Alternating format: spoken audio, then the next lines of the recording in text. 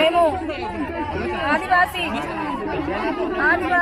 మహిళలు ఇన్ని రోజులు జరుగుతున్నటువంటి ఉద్యమంలో పార్టిసిపేట్ అయినప్పటికీ ఇప్పుడు ప్రత్యేకంగా ఆదివాసీ మహిళలే ఆదివాసులకున్న సమస్యలపైన పరిష్కారానికై మనవంతుగా మనం పోరాడి మన హక్కులను మనం సాధించుకుందాము.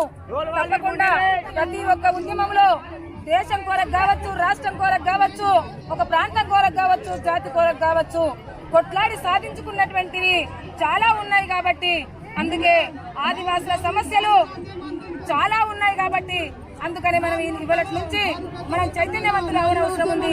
మనం తప్పకుండా మనం రోడ్ ఎక్కడ అవసరం ఉంది, మన హక్కులకు కాలు రాస్తున్న వాళ్ళను మనం ప్రశ్నించవలసిన అవసరం ఉందనేసి ఈ రోజు యావత్ ఉమ్మడి జిల్లా ఆదివాసీ మహిళలు మొత్తం 9 మహిళలు ఈ రోజు రావడం జరిగింది. ఎందుకంటే ఇక్కడ ఎందుకు ఏర్పాటు చేసుకున్నామంటే ఐటీడీఏ మాకు ఒక కళ లాంటిది. కాబట్టి మా యొక్క సమస్యలను ఐటీడీఏలో చెప్పుకోవడానికి ఇక్కడ జంగల్ జమీన్ కొరకు పోరాడినటువంటి కుమ్రం భీము దగ్గర మనం నివాళులు అర్పించి ఇక్కడి నుంచి ర్యాలీగా వెళ్లి అక్కడ మన యొక్క డిమాండ్స్ ఏవైతే ఉన్నాయో ఎస్టీ నుంచి లంబాడాలను వెంటనే తొలగించాలి. ఆదివాసులు పోడు వ్యవసాయం చేసుకుంటారు. జంగల్ తో ఎంతో సంబంధం, తల్లికి బిడ్డకున్నటువంటి సంబంధం ఉంటుంది. కాబట్టి అందుకనే ఆదివాసులకు పోడు చేస్తున్నటువంటి భూములకు వెంటనే పట్టాలు ఇవ్వాలి. ఆదివాసుల లంబాడాలకు ఏజెన్సీ ధృవపత్రాలు ఇవ్వకూడదు. ఒకవేళ ఎంఆర్ఓలు ఇస్తే వాళ్ళపైన కఠినమైనటువంటి చర్యలు తీసుకోవాలనేసి ఇక్కడ ఇవే కాకుండా మాకు నిజమైనటువంటి డిమాండ్ అంటే ఇది. ఇంకా మా ఆదివాసీ అన్నలు ఇక్కడ మద్యం తాగేసి చాలా మంది యాక్సిడెంట్లు అయి చనిపోతున్నారు. కాబట్టి ఏజెన్సీ ప్రాంతంలో పేసా చట్టం ప్రకారము బెల్ట్ షాపులు గాని వైన్ షాపులు గాని ఉండకూడదు అనేటువంటి డిమాండ్లు.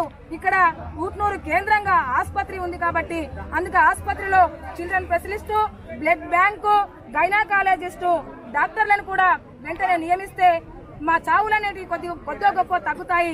ఎందుకంటే ఇక్కడ నుంచి రిమ్స్ కు తరలించే వరకు మా ప్రాణాలు మార్గ మధ్యనే పోతున్నాయి.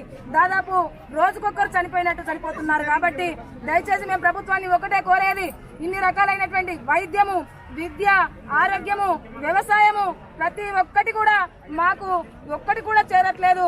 మా ఆదివాసులు అన్యాక్రాంతమైపోతున్నారు. మా ఆదివాసుల చట్టాలు కాలరాయబడుతున్నాయి.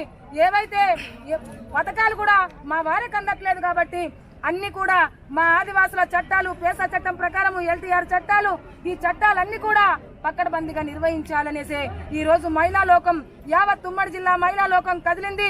రేపు ఇక్కడే కాదు, మా యొక్క చైతన్యం చూసేసి ఇంకా ఎక్కడెక్కడైతే ఆదివాసులలో అక్కడెక్కడ కూడా ఇదే జరుగుతుందనేది ఈ విషయం ఈ సందర్భంగా మేము తెలియజేస్తున్నాం.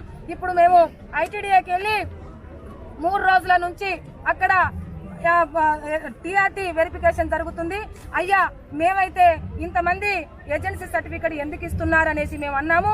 మరి వీళ్ళంతా కూడా బోగస్ ఉన్నారనేసి కూడా మేము అక్కడ కలెక్టర్ గారికి, ఎంఆర్ఓ గారికి, ఆర్డీఓ గారికి కూడా మేము వాళ్ళ పేర్లతో సహా మేము ఇవ్వడం జరిగింది.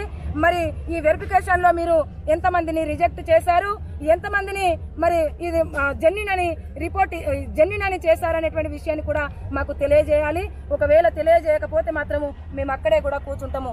ఏదో ఈ రోజు తాడో పేడో తేల్చుకోవాలనేటువంటి నిర్ణయమే ఆదివాసులు తీసుకున్నారు. ఆదివాసీ మహిళలకు ఉద్యమం అనేది కొత్త కాదు. ఝాన్సీ రాణి, సమ్మక్క సారక్క, రాణి దుర్గావతి ఆశయాలున్నాయి. ఇటు కుమ్రం భీం పోరాటం కూడా ఉంది. కాబట్టి ఈ రోజు ఏదో ఒకటి తెలుసుకుంటాము. ఎందుకంటే ఆదివాసులు ఇలా ర్యాలీ చేస్తారు, అలా పోతారు అనేటువంటి విషయము ఇక నుండి రావద్దు. ఇవాళ ఏదో ఒకటి తెలుసుకునే వరకు అసలు వదిలేదే లేదని మా మహిళలు పట్టుబడి ఈ రోజు రావడం జరిగింది. ఈ రోజు ఏదో ఒకటి తెలుసుకొని పోతాం మేమనేసి ఈ రోజు సందర్భంగా తెలియజేస్తున్నాను. ఈ డిమాండ్స్ లు ఇంత కనీసం ఒక్క డిమాండ్ ఏదంటే, ఇప్పటికిప్పుడు నెరవేరే డిమాండ్ ఏదంటే టీఆర్టీ వెరిఫికేషన్ నడుస్తుంది. కాబట్టి ఎంతమందిని అయితే పెట్టామో అంతమందిని రిజెక్ట్ చేశాము అని చెప్పేదాకా అక్కడి నుంచి లేవకుండా ఉంటాము. ఇది వెంటనే నెరవేర్చేటువంటి డిమాండ్. కాబట్టి ఈ డిమాండ్ కు అధికారులు కట్టుబడి ఉండాలి. లేకపోతే మేము అక్కడి నుంచి లేవమనేటువంటి విషయాన్ని కూడా ఈ సందర్భంగా తెలియజేస్తున్నాం.